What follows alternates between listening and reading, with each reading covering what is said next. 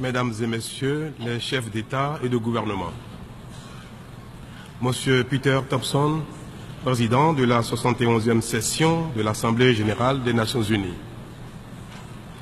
Monsieur Ban Ki-moon, secrétaire général des Nations unies, Mesdames et Messieurs, distingués délégués, je voudrais, avant tout propos, vous remercier, Monsieur le Président, pour votre élection à la présidence de la 71e session de l'Assemblée générale des Nations unies.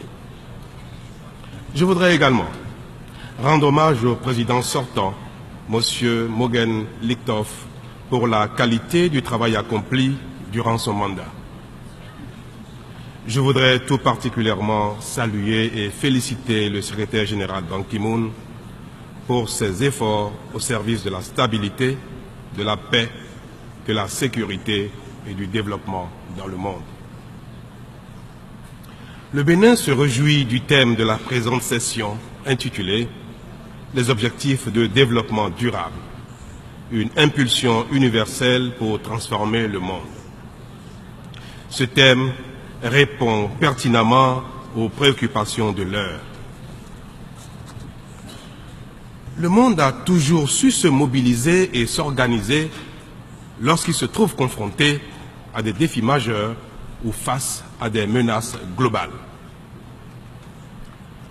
Le défi des changements climatiques nous a amenés à faire converger nos intelligences et à prendre la décision de mobiliser des moyens considérables.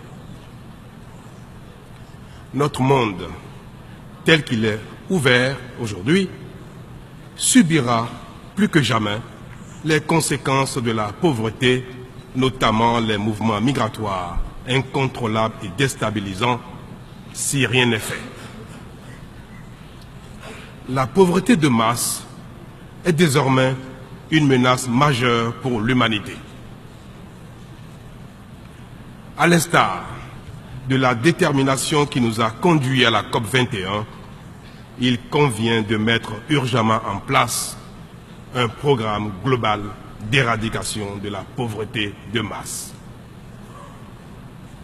Dans cette perspective, je voudrais, du haut de cette tribune, interpeller les pays les plus développés et les institutions de financement du développement pour la mise en œuvre d'une action collective, volontariste, à même d'éradiquer la pauvreté qui marginalise dangereusement la plupart des pays d'Afrique.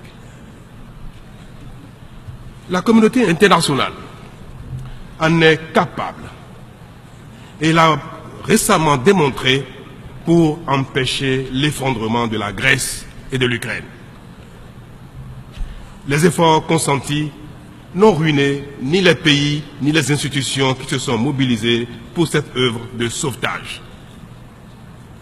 Pour éradiquer efficacement et rapidement la pauvreté et le sous-développement en Afrique, il faudra certes la même volonté, mais pas nécessairement plus de moyens. Les pays d'Afrique devront bien évidemment prendre leur part de responsabilité en œuvrant davantage pour la stabilité politique et surtout pour la bonne gouvernance. Mon pays, le Bénin, est engagé dans cette dynamique et a entrepris les réformes politiques, administratives et de bonne gouvernance nécessaires.